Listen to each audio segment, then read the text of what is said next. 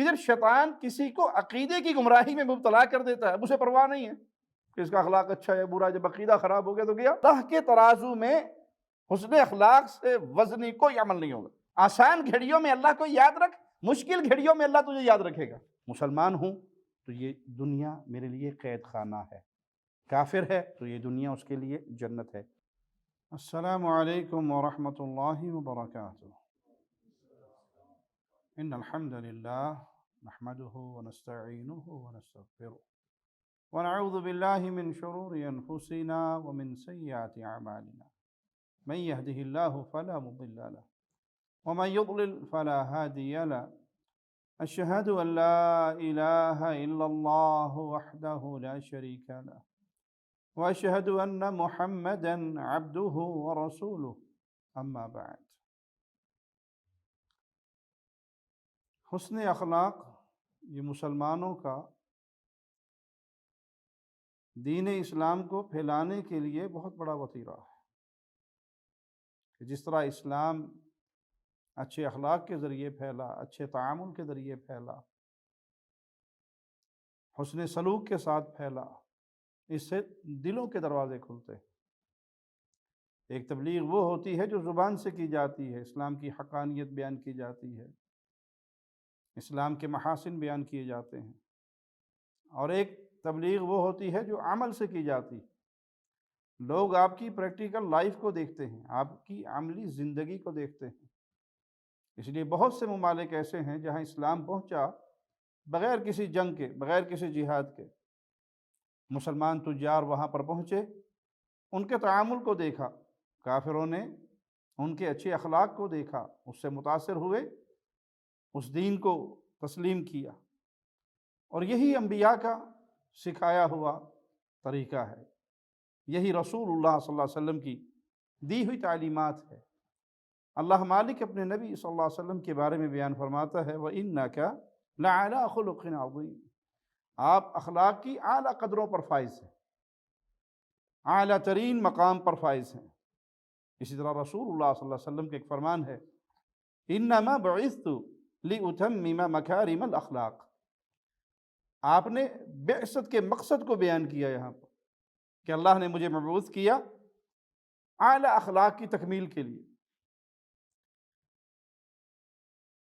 اہل مکہ آپ کی دعوت کو سن کر اسے اپنے بتوں کی توہین سمجھتے، اور آپ کے ساتھ برے سے برا سلوک کرتے، اور آپ جواب میں ان کے ساتھ بہتر سے بہتر سلوک کرتے۔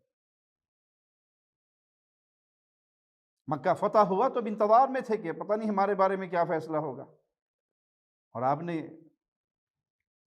کتنا عظیم فیصلہ صادر فرمایا، لا تثریب علیکم، جاؤ آزاد ہو، کچھ نہیں کہا جائے گا، تمہارا پچھلا سارا ریکارڈ ختم۔ ایک یہودی بچے کے بیماری اور مرنے کی خبر آپ تک پہنچی تو اس کے گھر عیادت کے لیے پہنچے، وہ آپ کی خدمت میں آیا کرتا تھا، اس کے سرہانے پر پہنچے، یا غلام قل لا الہ الا اللہ، بیٹے کہہ دو لا الہ الا اللہ، اس کا اقرار کر لو۔ اس نے اپنے باپ کو دیکھا، باپ نے کہا جو ابو القاسم نے کہا ہے تو بھی کہہ دو۔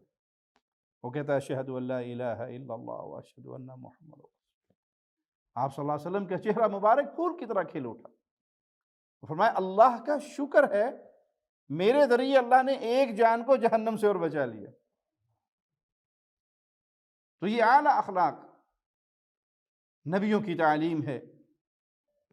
رسول اللہ صلی اللہ علیہ وسلم نے اچھے اخلاق والے شخص کو کامل مومن قرار دیا۔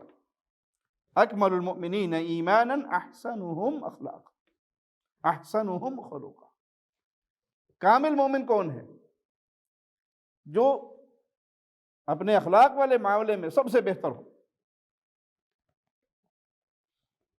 آپ کے سامنے دو عورتوں کا ذکر ہوا، اور ایک کی بڑی نفلی عبادات بیان کی گئی، لیکن بد اخلاقی بھی بیان ہوئی کہ پڑوس نے اس کی زبان سے بڑی تنگ ہے، آپ نے کہنے جہنم کی خبر دو۔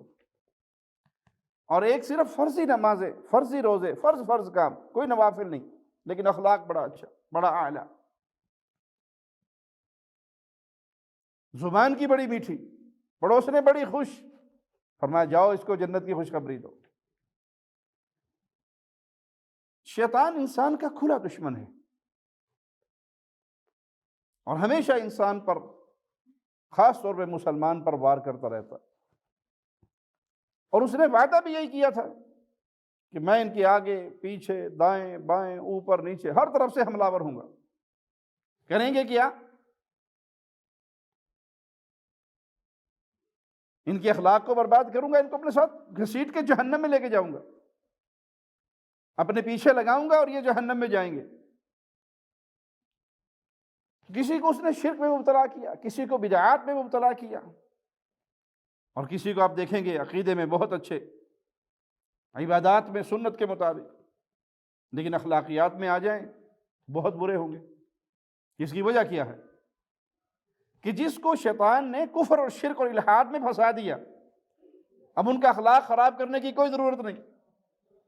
آپ قادیانیوں کو دیکھ لیں، اسماعیلیوں کو دیکھ لیں، جو کفر کے بڑے بڑے مقام پر فائز گروہ ہیں، ان کے اخلاق بڑے اچھے ہوں گے، اور جو نیچے اترتے آئیں، الا من رحم ربی، ایمان میں بڑا اچھا ہے، عقیدے میں بڑا ٹھیک ہے، اتباع سنت میں بہت اچھا ہے، اخلاقیات میں بہت برا ہے۔ ہمارے شیخ ایک مثال بیان کیا کرتے تھے کہ ایک شخص اینک اتار کے فٹ پاتھ پہ رکھ کے بیٹھ گیا، گزرنے والا پاس سے گزرا، اس کے پاؤں کی ٹھوکر سے وہ اینک ٹوٹ گئی، تو اس نے کہا بھائی معاف کرنا، میری ٹھوکر سے آپ کی اینک ٹوٹ گئی۔ تو کہنے لگا بات سنو، آپ دیوبندی بھائی تو نہیں ہیں؟ اس نے کہا یار میں واقعی دیوبندی ہوں، لیکن آپ نے کیسے پہچان لیا؟ کہا کوئی بریلوی ہوتا تو معافی بھی مانگتا، اینک کی قیمت بھی ادا کرتا، آپ نے اینک کی قیمت تو ادا نہیں کی، کم از کم معافی تو مانگی۔ اور آپ کی جگہ پہ کوئی الحدیث ہوتا، وہابی ہوتا، پاگل، فٹ پاتھ چلنے کی جگہ، بے وقوف، دماغ خراب ہے، تو یہاں اینک رکھ کے بیٹھ گیا، اٹھا اپنی اینک پرے کر، وہ توڑ کے بھی جاتا، دو سنا کے بھی جاتا، ڈانٹ کے بھی جاتا۔ کیوں؟ کہ جب شیطان کسی کو عقیدے کی گمراہی میں مبتلا کر دیتا ہے، اب اسے پرواہ نہیں ہے کہ اس کا اخلاق اچھا ہے برا، جب عقیدہ خراب ہو گیا تو گیا۔ اور جو عقیدے اور بدعات اور خرافات سے وہ انسان بچتا ہے، تو پھر شیطان کی کوشش ہوتی ہے بھی یہ ایمان میں تو، توحید میں تو ٹھیک ہے، اتباع سنت میں ٹھیک ہے، اب جنت میں تو جائے گا، لیکن اعلیٰ مقام پہ نہ جیسے نیچے نیچے کھینچ کے رکھو، اس کی بد اخلاقی، اس کی زبان کی گندگی، اس کی زبان کی سختی، اس کے معاملے کا، دوسرے کے ساتھ ہم کلام ہونے کا انداز، ایسے گناہوں میں پھنساؤ جہاں اس کی نیکیاں بس قریب قریب مائنس ہو جائے، اور جائے بھی تو آخری درجے کا جنتی بنتا جائے۔ اسی لیے رسول اللہ صلی اللہ علیہ وسلم فرمایا ما من شیء یوضع فی المیزان اثقل من حسن الخلق، اللہ کی ترازو میں، طبعا یہ ایمان کے بعد، عقیدے کے بعد، توحید کے بعد، جب اعمال تولے جائیں گے تو اللہ کے ترازو میں حسن اخلاق سے وزنی کوئی عمل نہیں ہوگا۔ آپ کے چہرے پہ مسکراہٹ ہو، آپ کسی بھائی سے ملیں، مسکرا کر ملیں، کیا خرچ ہوگا آپ کا؟ آپ کی یہ مسکراہٹ صدقہ ہے، آپ کی یہ مسکراہٹ نیکی ہے۔ اچھے انداز سے اپنے بھائی کو ملنا، ویلکم کہنا، کچھ خرچ نہیں کیا آپ نے۔ ہمارا کہتے ہیں شیخوں کا نسخہ ہے، شیخ ایک فیملی ہے جو پیسے والے بھی ہوتے ہیں اور خرچ کرنے میں کنجوس بھی مشہور ہیں، سارے ایسے نہیں، لیکن ایک مشہور بنی ہوئی بات ہے۔ تو یہ شیخوں کا نسخہ ہے کہ نہ ہینگ لگے، نہ پھٹکڑی، نہ آپ کا روپیہ خرچ، نہ درہم و دینار خرچ، لیکن آپ ایک اچھے انداز سے کسی سے مل رہے ہیں، محبت سے مسکرا کر، اپنے چہرے پہ مسکراہٹ رکھ کر، یہی آپ کے لیے، آپ کے نامہ اعمال میں نیکی لکھا جائے گا۔ اور اس نیکی کو کوئی معمولی نیکی نہ جانے، یہ نیکی بڑی عظیم ہے۔ عبداللہ بن عمرو بن عاص سے روایت ہے، اللہ کے پیارے حبیب صلی اللہ علیہ وسلم نے فرمایا الا اخبرکم باحبکم الی اللہ واقربکم منی مجلسا یوم القیامہ، کیا میں تمہیں نہ خبر دوں اللہ کا محبوب کون ہے جو اللہ کی محبت کو پانے والا ہے، اللہ کے ہاں محبوب، اور قیامت والے دن میرا سب سے زیادہ قریبی، اس کی بیٹھک، اس کی مجلس میری مجلس کے قریب، بالکل میری مجلس میں میرا پڑوسی، اور اللہ کو بھی بڑا محبوب ہے۔ صحابہ نے کہا قالوا بلا، اے اللہ کے نبی کیوں نہیں، یہ تو بڑی عظمت والا شخص ہے جو اللہ کو بھی محبوب ہے اور قیامت کے دن وہ آپ کے بھی قریب ہوگا۔ نبی کی قربت پا لینا اور وہ بھی قیامت کے دن قربت پا لینا، کتنی عظمت ہوگی۔ ایک صحابی آپ کے در پہ آتے ہیں اور آپ ان کا عمل دیکھ کے بڑے خوش ہوتے ہیں اور فرماتے ہیں جو مانگنا ہے مانگ، وما ينطق عن الهوى ان هو الا وحی یوحی، اپنی مرضی سے بولنا نہیں، یہ تو کلام ہی اللہ کی وحی سے کرنے والے، مانگ کیا مانگتا ہے؟ تو وہ کہتے ہیں اللہ کے نبی صلی اللہ علیہ وسلم دل میں آیا آپ کے دروازے پر چوکی دار بن کے، آپ کا خادم بن کے کھڑا ہو جاؤں، کھڑا ہو گیا۔ جنت میں آپ جاؤ گے، ہم بھی جائیں گے، آپ انبیاء کے ساتھ بڑے اعلیٰ مقام پر ہوں گے، تو ہم تو بڑے نیچے درجے پر ہوں گے۔ اگر اتنی بڑی آپ گارنٹی دے رہے ہیں کہ جو مانگنا ہے مانگ لے، تو پھر جنت میں آپ کا پڑوس مانگتا ہوں۔ آپ نے کہا کچھ اور؟ کہا نہیں بس اور کوئی دعا نہیں، ایک ہی دعا کافی ہے۔ آپ نے کہا پھر کثرت سجود سے میری مدد کر، سجدے نوافل یہ زیادہ ادا کر۔ تو اللہ کے نبی صلی اللہ علیہ وسلم کا پڑوس مل جانا، آپ کی قربت مل جانا جنت میں، کتنی عظمت والی بات ہے۔ صحابہ نے کہا اللہ کے پیارے حبیب بتائیے وہ کون ہے؟ آپ نے احاسنکم اخلاق، جس کا اخلاق سب سے بہتر ہوگا، جس کا تعامل لوگوں کے ساتھ، جس کا انداز گفتگو،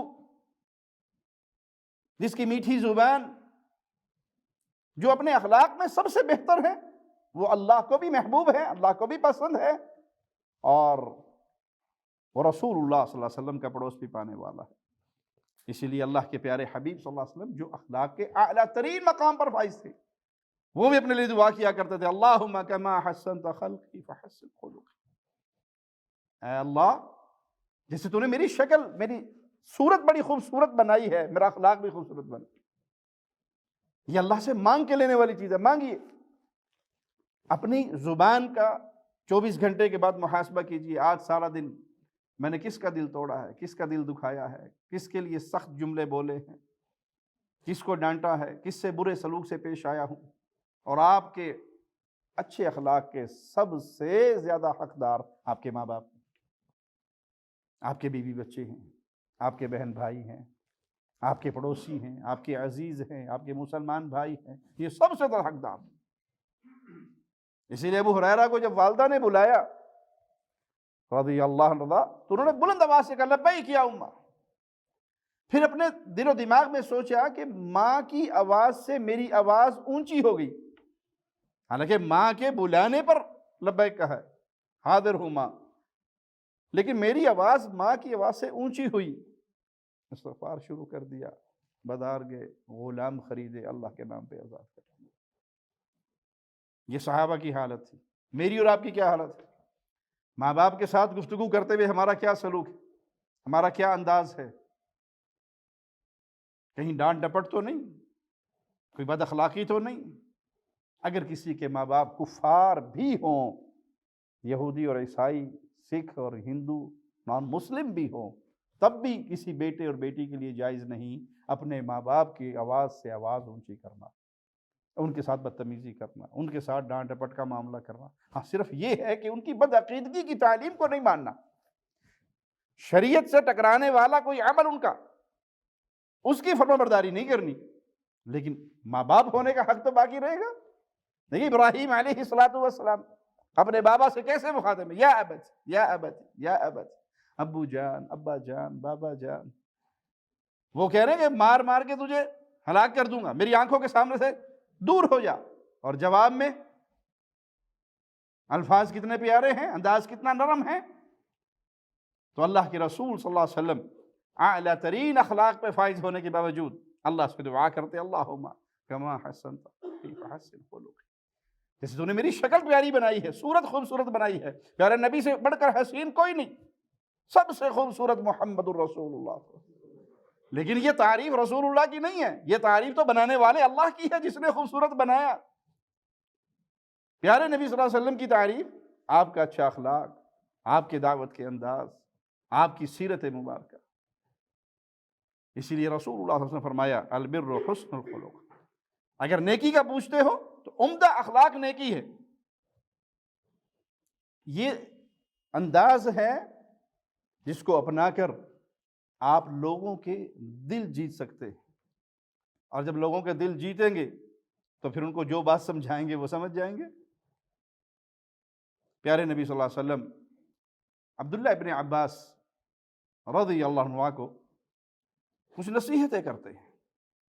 ابن عباس فرماتے ہیں کنت خلف النبی صلی اللہ علیہ وسلم یوما، ایک دن میں اللہ کے پیارے نبی صلی اللہ علیہ وسلم کے پیچھے تھا، فقال یا غلام انی اعلمک کلمات، اے لڑکے، اے بچے، میں تجھے چند باتیں سکھاتا ہوں، چند مفید باتیں سکھاتا ہوں، احفظ اللہ یحفظ، اللہ کے احکام کی حفاظت کرو، اللہ تمہاری حفاظت کرے گا، اللہ کے حکموں کی پابندی کرو، اللہ تمہاری حفاظت فرمائے گا۔ احفظ اللہ تجدہ تجاہک، تو اللہ کے احکامات کی حفاظت کر، اسے اپنے سامنے پائے گا۔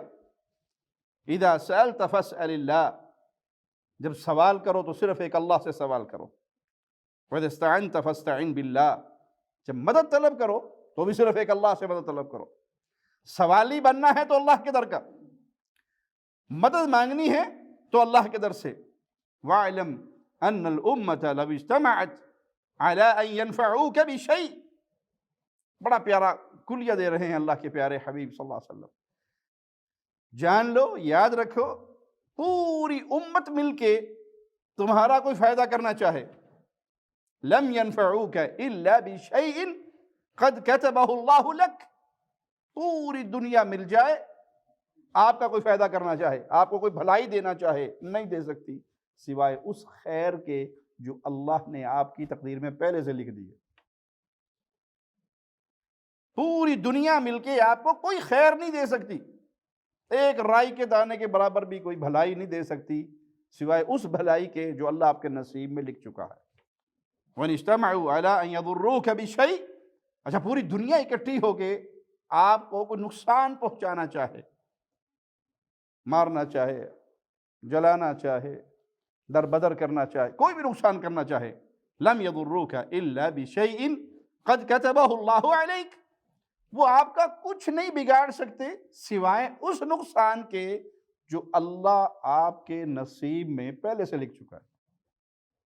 پوری دنیا کچھ دے نہیں سکتی، پوری دنیا کچھ بگاڑ نہیں سکتی، دے گی صرف وہ جو اللہ فیصلے فرما چکا ہے، نقصان صرف اس بات کا ہوگا جس کا فیصلہ اللہ فرما چکا ہے۔ رفعت الاقلام وجفت الصحف، قلم اٹھا لیے گئے، صحیفے خشک ہو گئے، معنی تقدیر لکھی گئی، تقدیر لکھی گئی، قلم اٹھا لی اور کتابت خشک ہو گئی، صحیفے خشک ہو گئے۔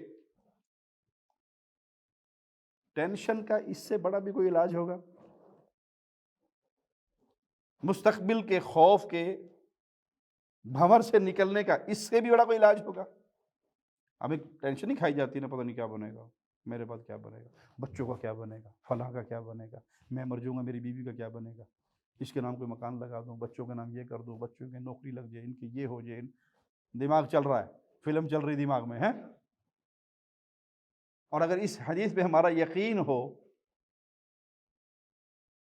بچوں کا کیا بنے گا، وہی جو اللہ نے تیرا بنایا، تیرا کس نے بنایا؟ تو نے خود بنایا؟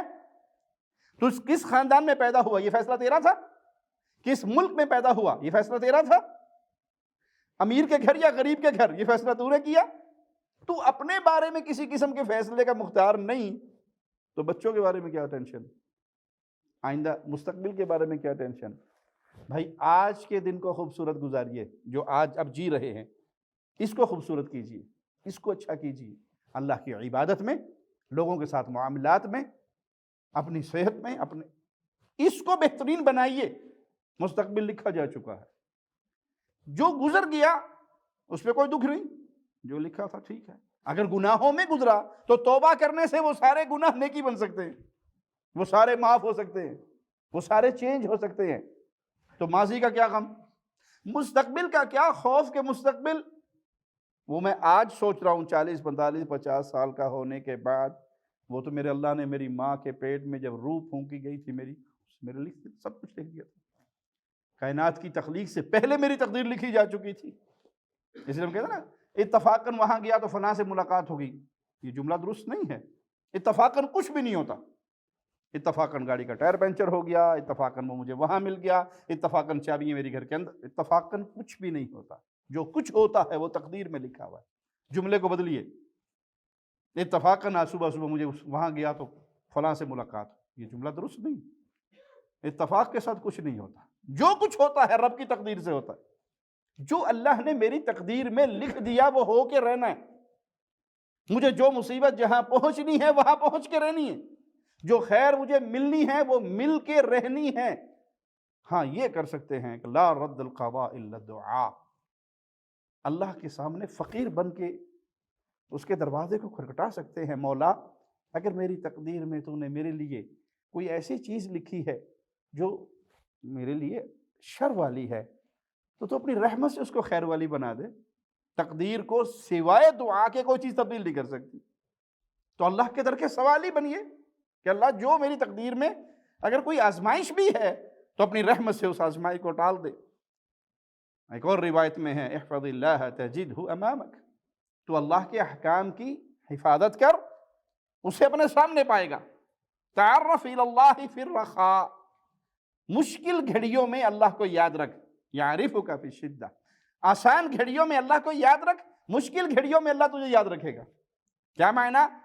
اللہ کے حکموں پر عمل کرنا، جہاں تجھے مشکل لگ رہا ہے وہاں حکم پہ عمل کر کے دیکھ، اسے عمل کو اپنی زندگی میں اس کو لاگو کر۔ پھر تیرے اوپر کوئی مصیبت آئی، کوئی پریشانی آئی، کوئی غم آیا تو اللہ کی رحمت تجھے آ لے گی۔ فجر کے لیے اٹھنا سردی کی راتیں مشکل ہے، لیکن اٹھ کے تو دیکھو کہ رسول اللہ صلی اللہ علیہ وسلم نے فرمایا کہ اندھیروں میں اللہ کے گھروں کی طرف آنے والوں کو کامل نور کی خوشخبری ہے۔ جب انسان اپنے گھر سے وضو کر کے نکلتا ہے، من خرج من بیتہ متطہرا الی المسجد فاجرہ کالحاج المحرم، صرف گھر سے وضو کر کے، مسجد میں جا کے وضو نہیں کرنا، اپنے گھر سے وضو کر کے مسجد کے لیے جا رہا ہے، اللہ کے خزانے اتنے وسیع ہیں، پیارے حبیب فرماتے ہیں اس کو اتنا اجر ملتا ہے جتنا یہ احرام باندھ کر حج کے لیے جا رہا ہے، اللہ کے گھر کے لیے جا رہا ہے۔ اس سے بڑی ابھی سے ہماری پلاننگ، رمضان آتا نہیں ہے کہ شیخ صاحب دیکھنا کہیں جالیات سے کوئی حج کی بس کوئی سستے والا حج مل جائے۔ بھائی روز آپ کو اجر مل رہا ہے، اس سے فریضہ نہیں ٹلے گا، فریضہ فریضہ ہی ہے، وہ کرنا ہے، لیکن یہ روز کا ہے، دن میں 5 دفعہ کا ہے۔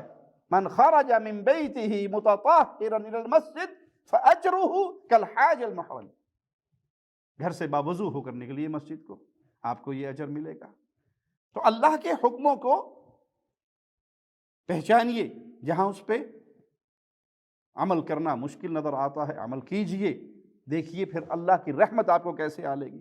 وَاعْلَمْ أَنَّ مَا أَخْطَأَ لَمْ يَكُنْ لِيُصِيبَ، اور یاد رکھیے جو چیز آپ کو نہیں ملی اس پہ ہاتھ نہ ملیے کہ ہو یہ ہوتا نا تو یوں ہو جاتا، اگر یوں کر لیتا تو مجھے مل جاتی، 5 منٹ پہلے آتا تو فلائٹ مس نہ ہوتی۔ بھائی وہ آپ کے نصیب میں لکھا تھا، ٹائم سے چلیے، اسباب اختیار کیجئے، یہاں اسباب کا انکار نہیں ہے، اسباب اختیار کیجئے، اعقل ہے ثم توکل علی اللہ، گھٹنا باندھیے لیکن بھروسہ اللہ پہ کیجئے۔ سارے اسباب اختیار کیے پھر بھی نہیں ملی تو میرے نصیب میں ایسا ہی لکھا تھا۔ جب آپ یوں ایمان لے آئیں گے تو دل و دماغ سے ٹینشن کی ساری بیماری، کسی سائیکو کے پاس جانے کی، ڈاکٹر کے پاس جانے کی ضرورت نہیں ہو۔ کیوں؟ آپ راضی ہیں کہ الحمدللہ جو مجھے نہیں ملا میرے نصیب میں تھا ہی نہیں، میں نے فلاں جگہ رشتہ مانگا، بنتے بنتے بنتے بات آخری پوائنٹ پہ اگر ٹوٹ گئی، وہ لکھی ہوئی تھی کہ وہ ٹوٹنی تھی، اسی میں خیر تھی۔ وما اصابک لم یکن لیخطئک، اور جو تجھے مل گیا ہے اس سے تجھے کوئی محروم نہیں کر سکتا تھا۔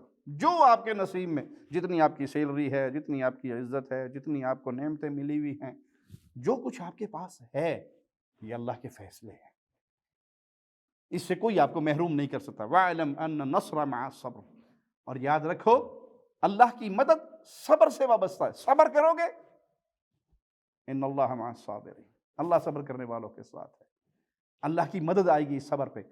اور واویلا کرو گے اور ڈھول پیٹو گے اور رو گے اور چیخو گے اور آہو بکا کرو گے،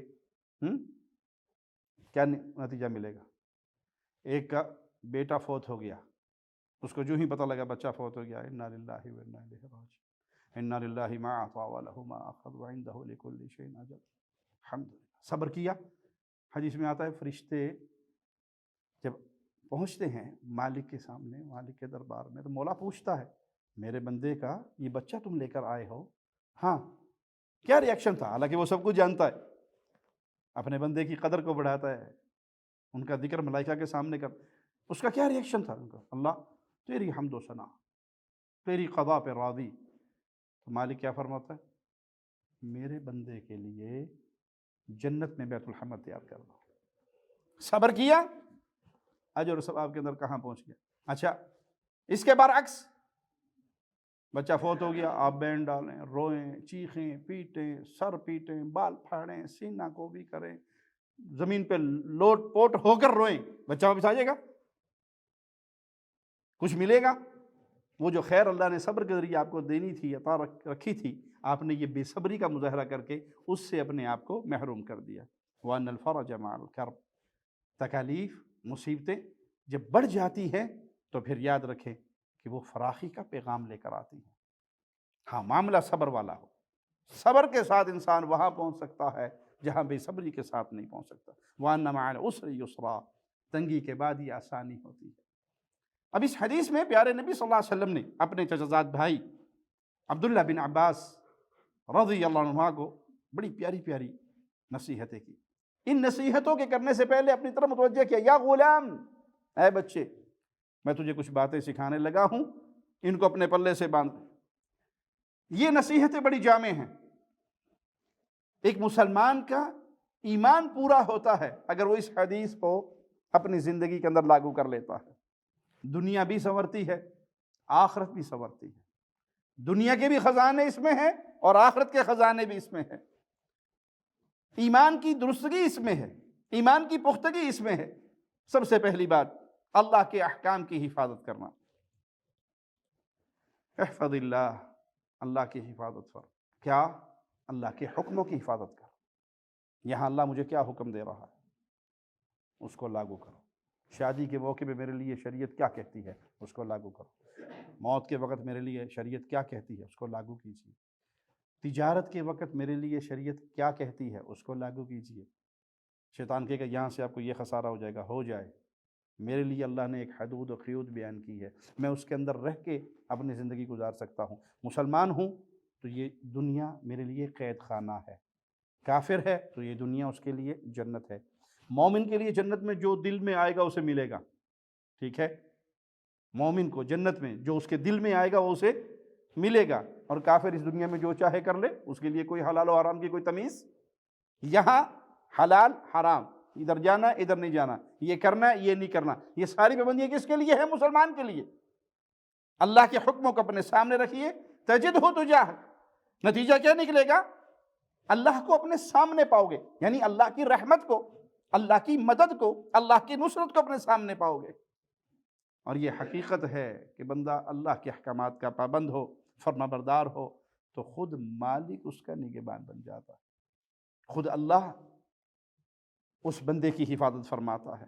حدیث میں آتا ہے جس نے فجر کی نماز ادا کر لی جماعت سے، یہ اللہ کا حکم ہے، پورا کر لیا، اب یہ اللہ کی پناہ میں چلا گیا، اللہ کی حفاظت میں چلا گیا۔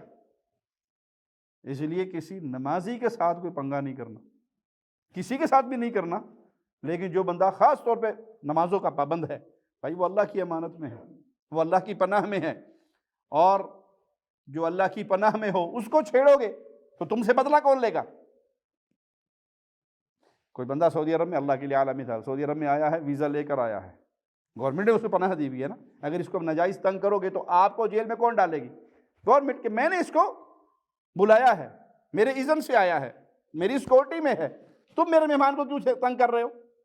شاہی مہمان دیکھے نا، حج میں آتے ہیں، خادم الحرمین شریفین کے ضیوف عمرے پہ آتے ہیں، تو شاہی مہمان کو تنگ کرنے والے کا کیا بنتا ہے پھر؟ یہ دنیا کی مثال ہے، اللہ کے لیے اعلیٰ مثال۔ جس نے فجر کی نماز جماعت سے پڑھ لی وہ اللہ کی پناہ میں، وہ اللہ کی امان میں، وہ شاہی، وہ اللہ کے سیکورٹی کے پروٹوکول میں ہے۔ اس کے ساتھ کوئی چیز، کوئی برا سلوک، کوئی معاملہ کسی کے ساتھ نہ کیجیے، لیکن نمازیوں کا خاص خیال رکھیے۔ تو جب اللہ کی اس طرح رحمت آتی ہے تو اللہ اپنے بندوں کو پھر ایسی جگہ سے رزق دیتا ہے جہاں اس کا تصور بھی نہیں ہوتا۔ وَمَن يَتَّقِ اللَّهَ يَجْعَلْ لَهُ مَخْرَجًا وَيَرْزُقْهُ مِنْ حَيْثُ لَا يَحْتَسِبُ، جو بندہ اللہ سے ڈرتا ہے اللہ اس کے لیے ہر مشکل گھڑی میں راستہ نکال دیتا ہے۔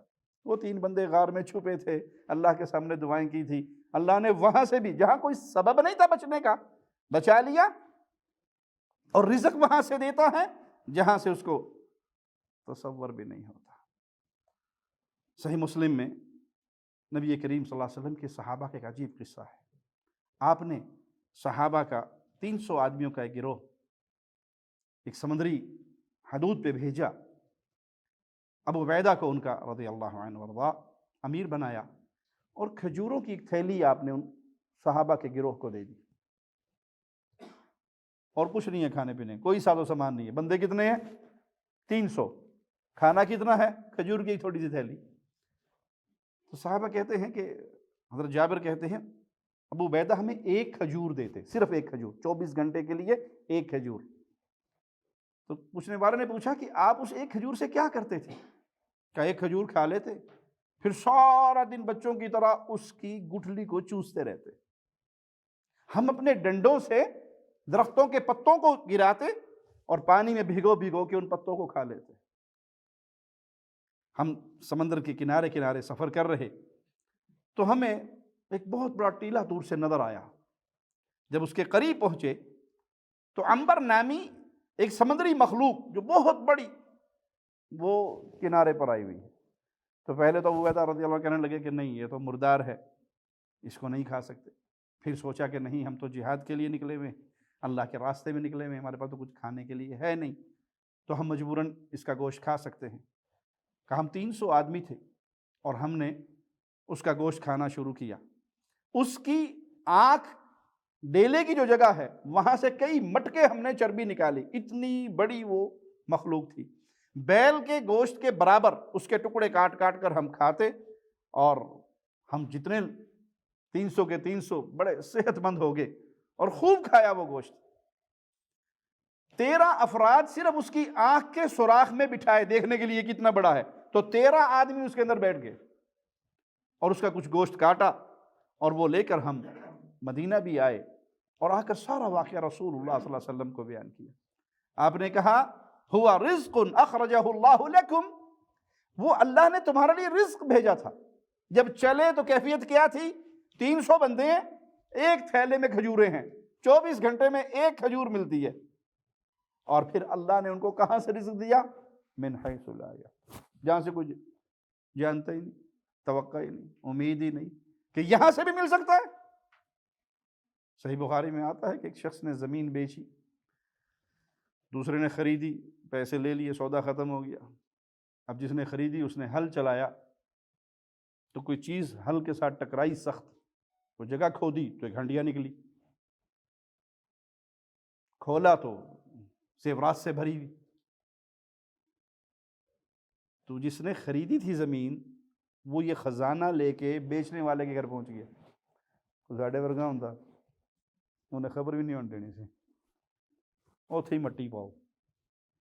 وہ لے کے بیچنے والے کے گھر پہنچ گیا کہ جناب آپ سے زمین خریدی تھی، زمین کی قیمت ادا کی تھی، اس میں سے یہ خزانہ نکلا، یہ میرا نہیں ہے، میں نے اس کی قیمت ادا نہیں کی، یہ آپ کا ہے، یہ آپ کی امانت ہے، آپ لے لیجیے۔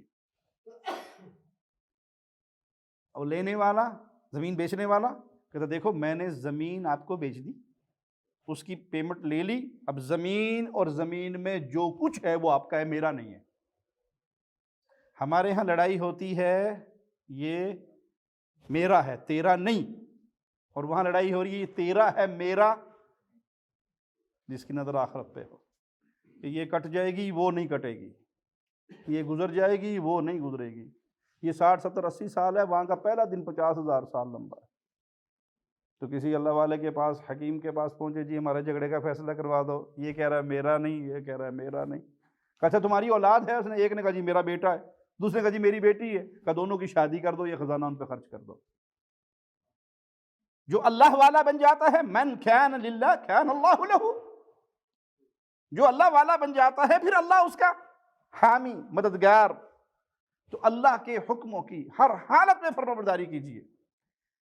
ایک جملہ ہمارے معاشرے میں بہت چلتا ہے، لوگ کیا کہیں گے، بیٹی کی شادی ہے جہیز نہ دیا، لوگ کیا کہیں گے، ایک ہی بیٹا ہے، اگر اس کی شادی پہ ڈھول ڈھماکے گانے باجے نہ ہوئے لوگ کیا کہیں گے.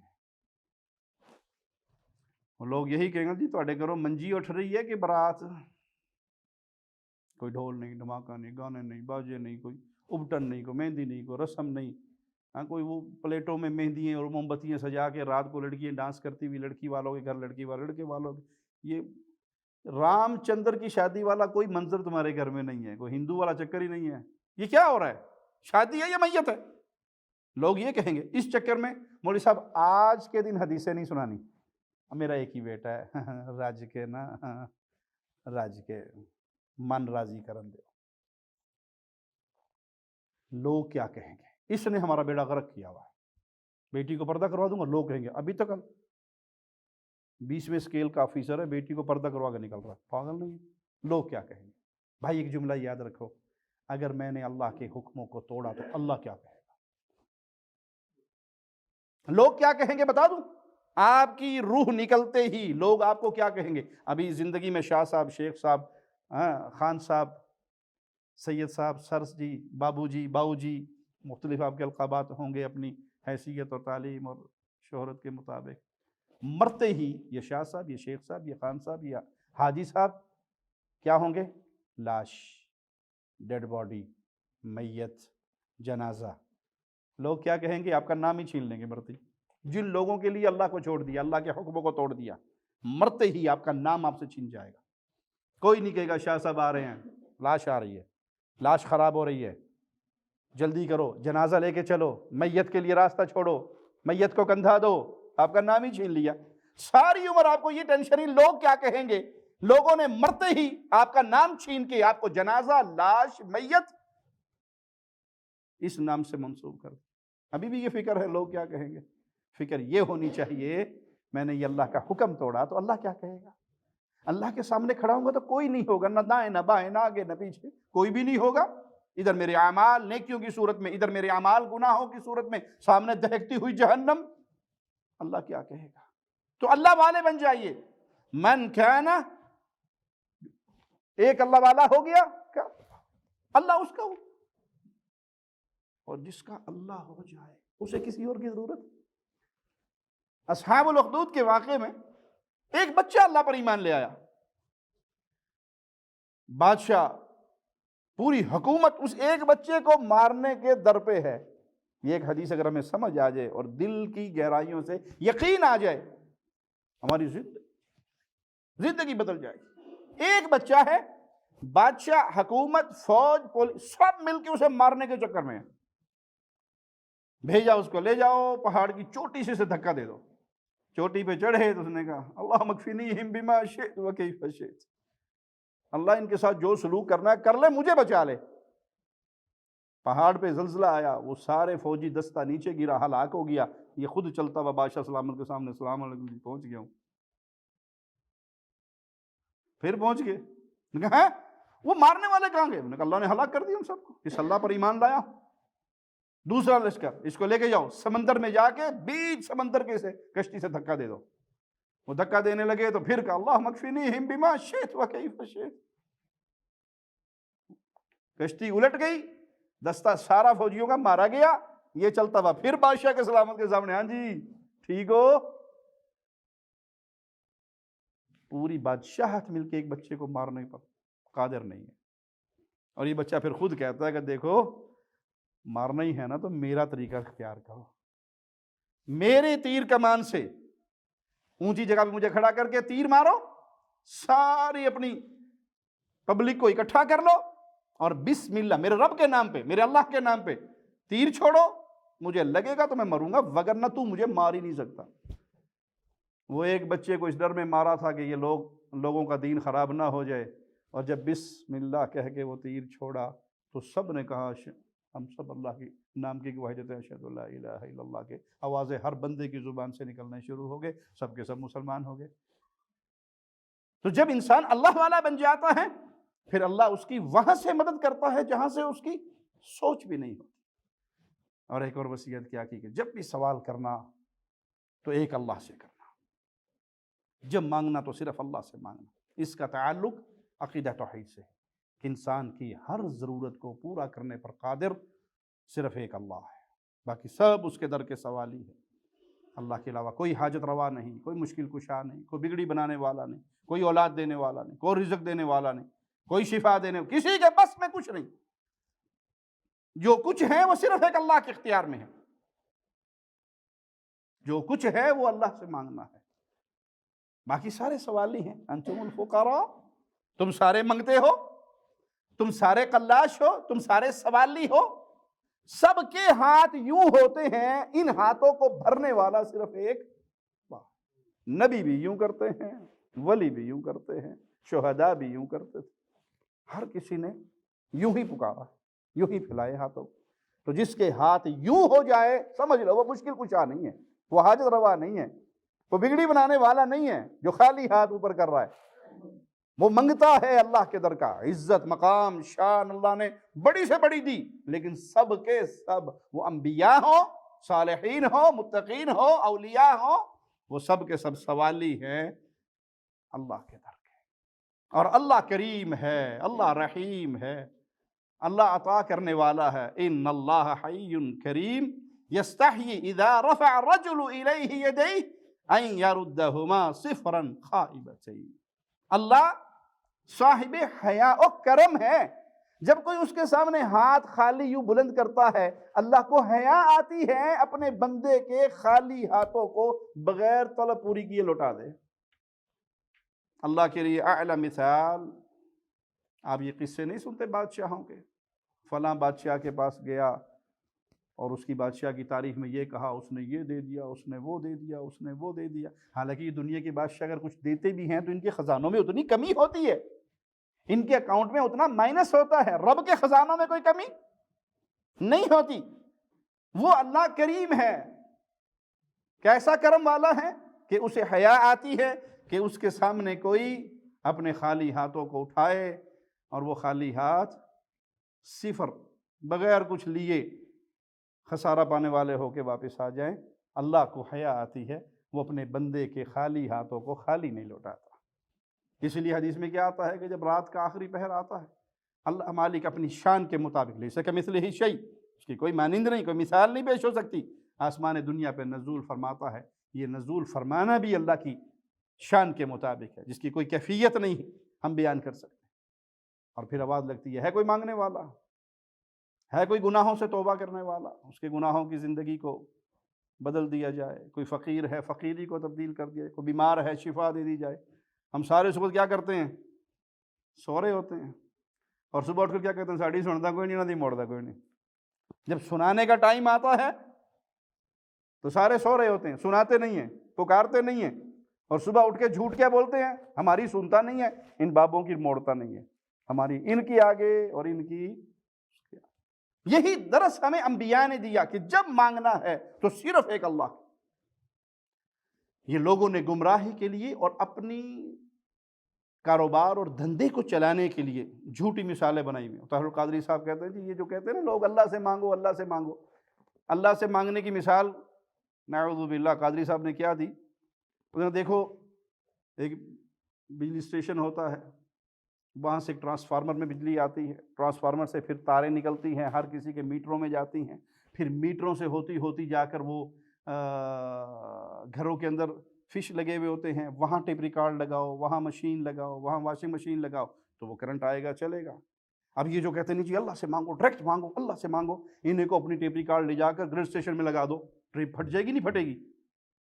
وہ اتنا کرنٹ ہیوی ہے، وہ تو کوئی افورڈ ہی نہیں کر سکتا۔ تو اللہ سے مانگنے والوں کا یہ حال ہوتا ہے۔ او بھائی اللہ نے اپنی مدد کے خزانے یوں بانٹے ہوئے ہیں، گلی گلی گلی کے اندر پیر فقیر بابا حضرت شیخ مرشد بیٹھے ہوئے ہیں، ان سے مانگو۔ اشرف القادری صاحب کہتے ہیں، اشرف جلالی صاحب، کہ خاص لوگ ہیں جو اللہ کو پکار سکتے ہیں، بس چند لوگ خاص، ہر بندہ نہیں پکار سکتا۔ یہ گمراہی کے دعات ہیں جو اللہ کے بندوں کو اللہ سے توڑ کر ڈھیریوں، قبروں اور مردوں سے جوڑ رہے ہیں۔ حقیقت کیا ہے؟ انبیاء نے درس کیا دیا، آدم علیہ السلام پر آزمائش آئی، انہوں نے دعا کی، کس کو پکارا، کس سے مانگا؟ ربنا ظلمنا انفسنا وان لم تغفر لنا وترحمنا لنکونن من الخاسرین۔ ربنا، آدم اور حوا ہمارے ماں باپ دونوں پکار رہے ہیں، اے ہمارے رب، ظلمنا انفسنا، ہم نے ظلم کیا اپنی جانوں پہ۔ آدم اور حوا نے کیا کہا؟ ہم نے ظلم کیا اپنی جانوں پہ۔ ہمارے بر صغیر میں جن لوگوں کا یہ عقیدہ ہے کہ نہیں، ہر نبی کو نبا ہوتی ہے، نبی ہوتا ہی وہ ہے جس کو نبا ہو، جس کو خبر ہو، جس کو غیب ہو، وہی تو آتی ہے کاغذی کاروائی کے لیے۔ جبرائیل جو آیا کرتے تھے انبیاء پر، وہ تو کاغذی کاروائی کے لیے آتے تھے، نبیوں کو تو سب کچھ پتا ہے۔ تو پھر ترجمہ کیا کرنا چاہیے؟ ربنا ظلمنا انفسنا، اللہ ہم نے ظلم کیا جان کے، جان پہ نہیں، جان کے، جان بوجھ کے۔ آدم کہہ رہے ہیں ربنا ظلمنا انفسنا، اللہ ہم نے ظلم کیا اپنی جان پہ۔ علم غیب والی پارٹی کیا ترجمہ کرے گی؟ اے نہیں بابا، آپ نے ظلم کیا جان کے، آپ کو سارا پتا تھا یہ درخت کھانے کے بعد جنت سے نکلنا پڑے گا، آپ نے چلو باہر دنیا میں دیکھ کے آؤں، آپ کو پتا تھا یہ کھانے کے بعد لباس چھن جائیں گے، آپ نے کہا چلو جو کچھ کیا جان کے کیا۔ کیا ترجمہ کرو گے اس قرآن حکیم کی آیت؟ ربنا، اے ہمارے اللہ، اے ہمارے رب، ہم نے ظلم کیا اپنی جان پہ، اگر تو نے ہمیں معاف نہ کیا ہم تو خسارہ پانے والوں میں ہو جائیں گے۔ نوح علیہ السلام نے اپنی قوم کو جب تبلیغ کی، قوم نے مذاق اڑایا، بہت تھوڑے لوگ مسلمان ہوئے، عاجز آگے۔ اب وہ کیا کر رہے ہیں؟ فدعا ربہ انی مغلوب فانتصر، اے اللہ میں عاجز آ گیا ہوں، میری قوم کا سلوک تیرے سامنے ہے، میں مغلوب ہو گیا ہوں، اے اللہ تو میری مدد کر۔ کس کو پکارا؟ فدعا ربہ، اپنے رب کو پکارا۔ یونس علیہ السلام مچھلی کے پیٹ میں کس کو پکارے؟ لا الہ الا انت سبحانک انی کنت من الظالمین، غلطی مجھ سے ہوئی ہے اللہ، تو پاک ہے، تیرے علاوہ کوئی مشکل کشا نہیں، تیرے علاوہ اس گھڑی میں مجھے یہاں سے نکالنے والا بھی کوئی نہیں۔ پیارے نبی صلی اللہ علیہ وسلم کس کو پکارتے تھے؟ اللہ کو۔ سیدنا علی کس کو پکارتے تھے؟ اللہ کو۔ صحابہ نے کس کو نہیں جی آپ نہیں مانتے، بدر میں فرشتے نہیں آئے تھے؟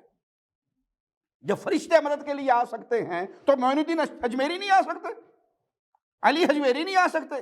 بھائی کیا رسول اللہ صلی اللہ علیہ وسلم نے یا کسی صحابی نے یا جبریل المدد کا نعرہ لگایا تھا؟